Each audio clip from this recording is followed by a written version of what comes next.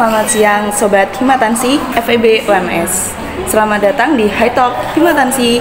Nah, kali ini aku Sela ditemenin sama Kak Surya sebagai mahasiswa umum di program studi akuntansi. Kak Surya ini adalah salah satu mahasiswa yang berprestasi di FEB UMS. Nah, penasaran dengan keseruannya? Langsung aja.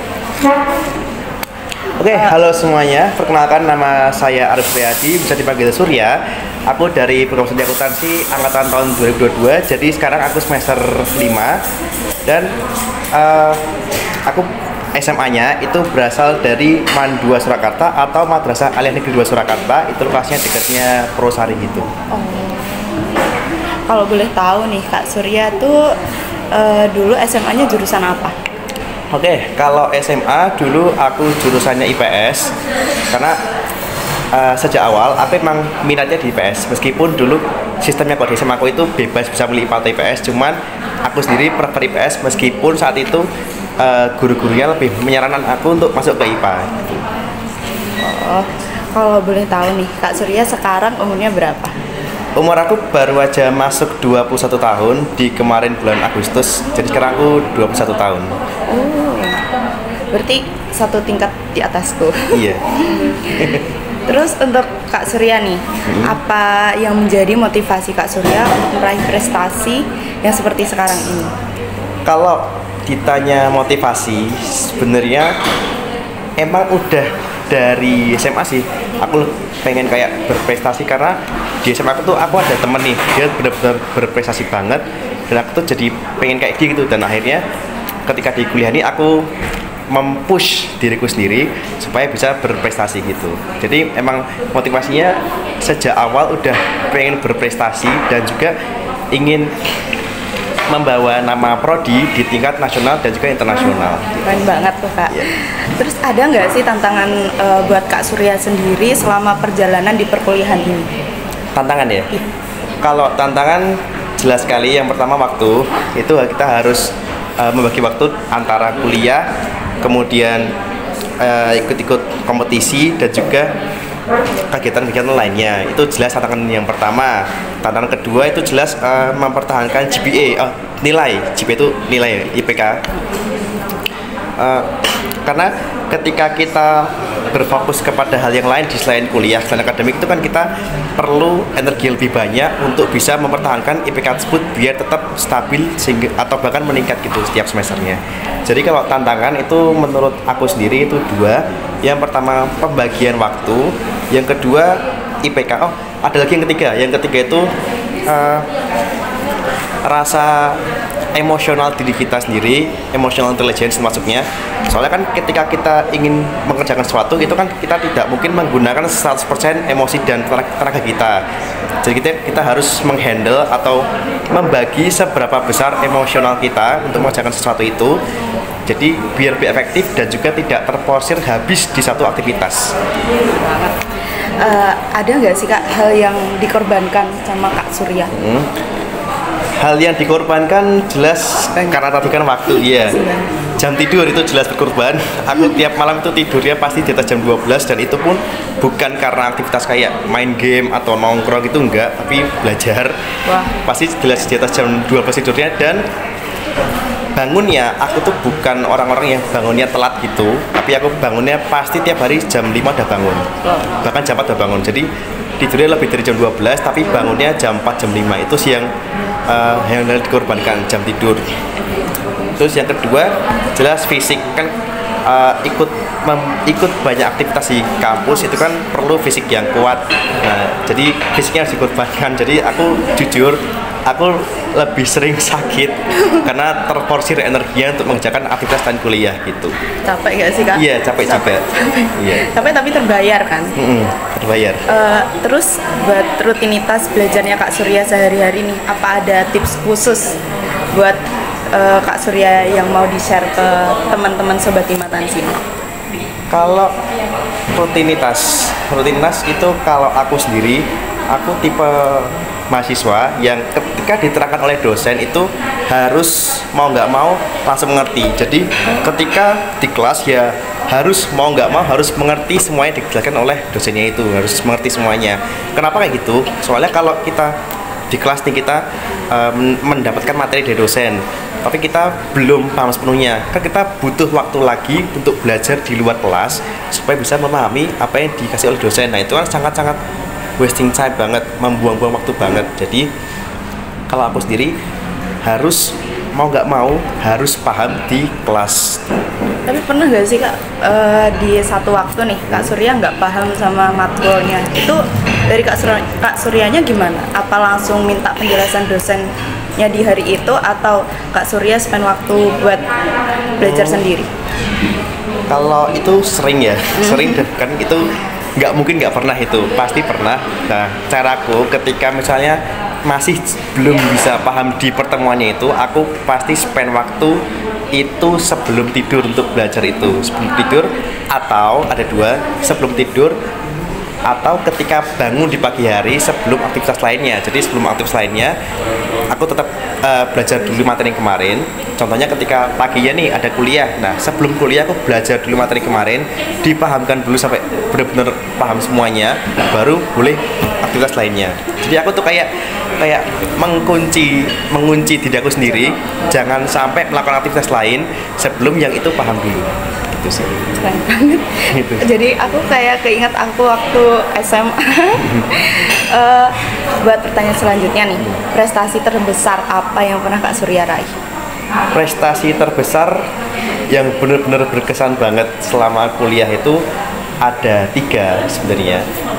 Yang pertama itu aku mendapatkan medali silver di ajang World Young Inventors Exhibition, atau singkatan itu WYIE, itu dilaksanakan pada 16 Mei sampai 19 Mei 2024 di Kuala Lumpur, Malaysia, offline, lebih tepatnya di Kuala Lumpur Convention Center. Itu ajang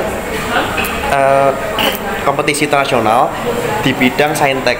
Nah, ini berseberangan dengan kuliah aku ya. Kuliah kan akuntansi, itu kan sosum, tapi aku ikut lomba saintek itu. Bener. Dimana di lomba itu aku bikin sunscreen, inovasinya sunscreen. Itu sunscreen berbahan dasar alami, terus memiliki SPF 25 dan itu berbentuk cairan. Jadi ketika diaplikasikan ke wajah itu nggak bikin tangannya kotor. Nah itu alhamdulillah aku dapat medali silver, mengalahkan 25 negara, dan itu tidak hanya negara di Asia saja, tapi ada dari USA, Amerika, terus Eropa juga ada, tapi beberapa.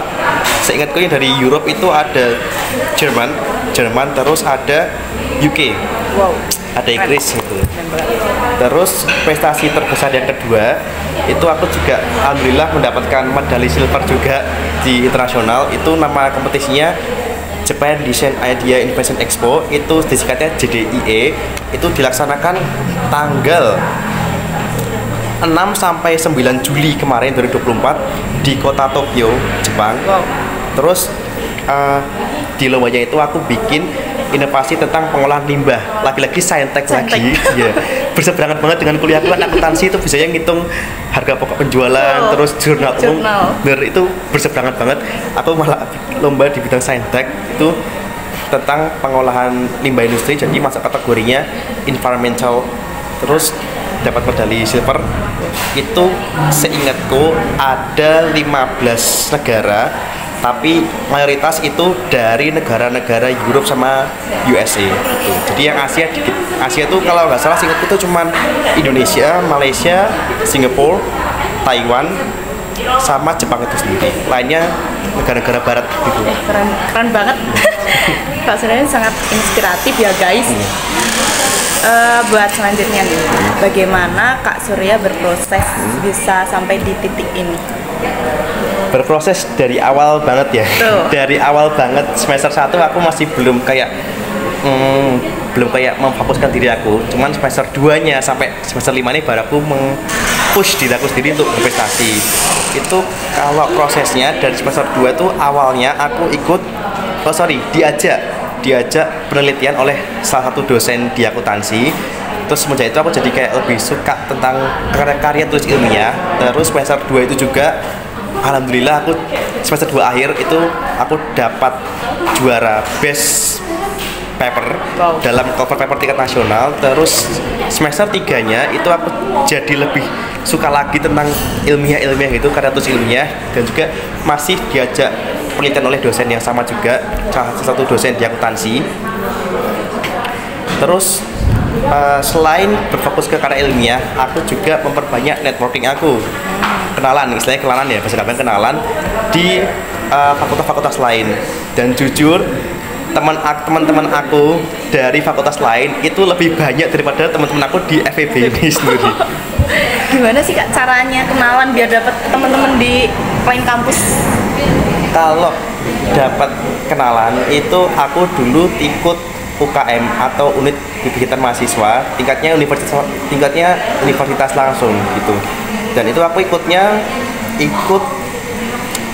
dua UKM di universitas, dan gara-gara itu aku jadi kenal banyak banget teman-teman dari lintas fakultas, dan juga aku ada mentor.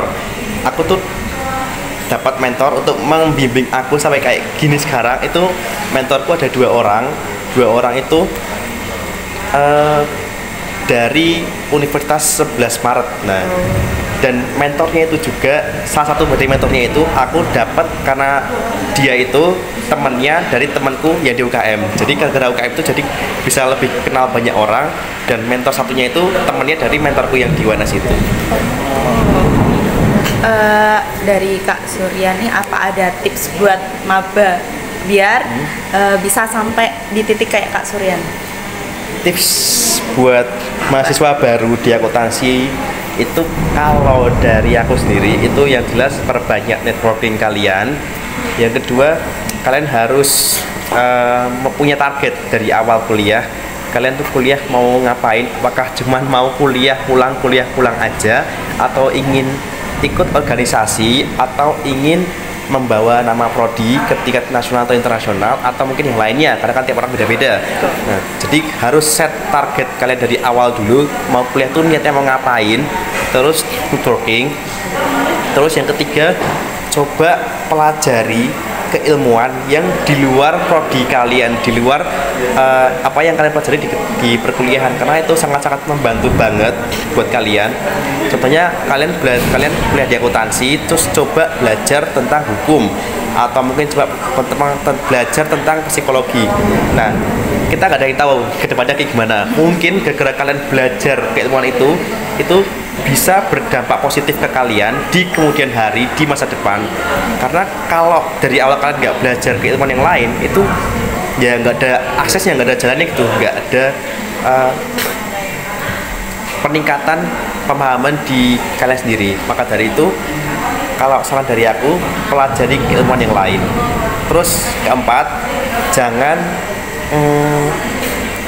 terfokus pada IPK saja. Ya, aku tahu IPK itu penting, tapi jangan terfokus ke IPK. Nomor satu tetap IPK, tapi nomor satu juga yang lainnya itu dibarengi dengan kegiatan-kegiatan lain gitu, yang pastinya berdampak positif. Jadi kalau kalian itu nomor satukan IPK itu salah. Yang benar dari aku itu nomor satu ada dua. Jadi IPK dan kegiatan lainnya, entah itu kalian mencari magang, atau mengikuti perlombaan nasional internasional, atau mencari beasiswa juga. Karena aku juga kebetulan award di beasiswa Bank Indonesia tahun 2024 ini. Jadi emang harus dari awal disiapkan banget plannya, selama itu mau ngapain, semester 1 mau ngapain, 2 ngapain, sampai lulus semester 7. Alhamdulillah. Amin. Doain guys biar Kak Suryanya cepat lulus. Amin.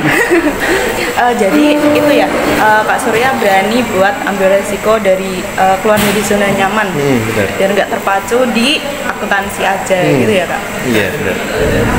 Terus dari Kak Surya kan bisa ikut lomba, terus bisa alhamdulillahnya penerima beasiswa juga nih.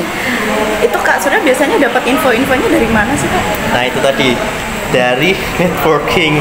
Kalau beasiswa itu aku dapat dari networking, tapi kalau lomba itu aku cari info sendiri. Dan network itu benar-benar membantu kita banget.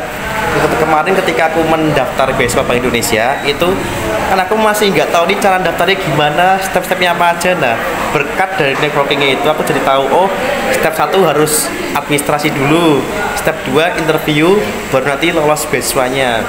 Terus administrasi itu yang disiapkan apa aja itu aku tahunya juga dari networking. Jadi kayak oh kamu harus siapin A B C D E, itu dari networking juga. Terus untuk selanjutnya nih Kak, gimana caranya Kak Surya melihat masa depan Kak Surya setelah perkuliahan nanti? Dari pandangan lu. Pertanyaannya berat ya.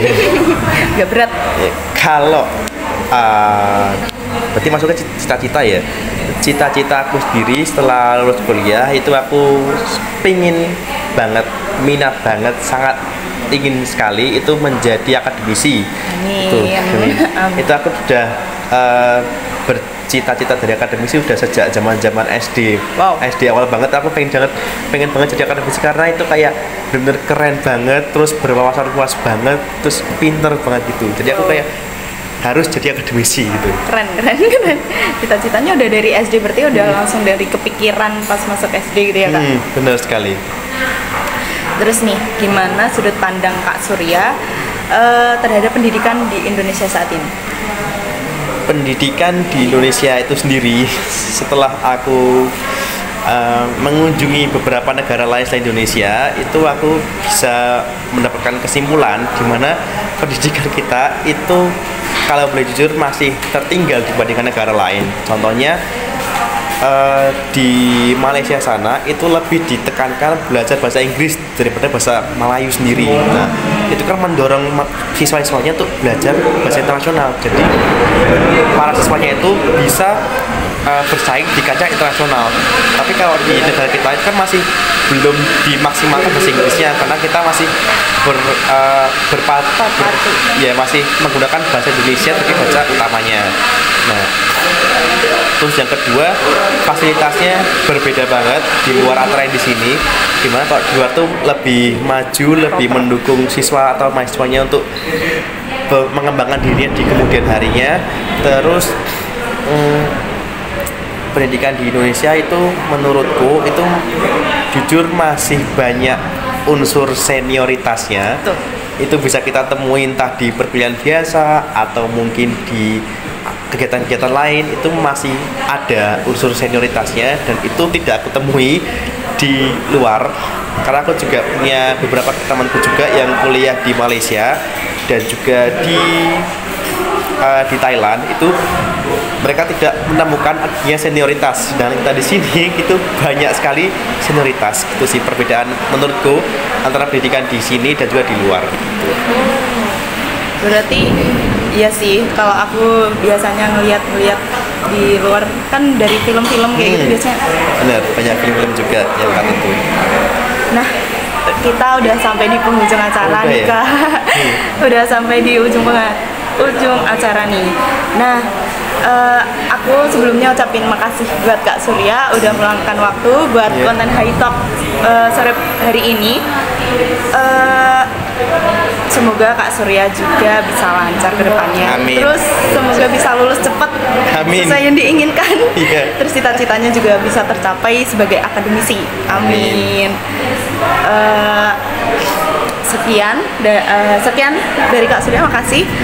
Sekian juga konten High Talk pada sore hari ini. Aku Sela ditemenin juga oleh Kak Surya.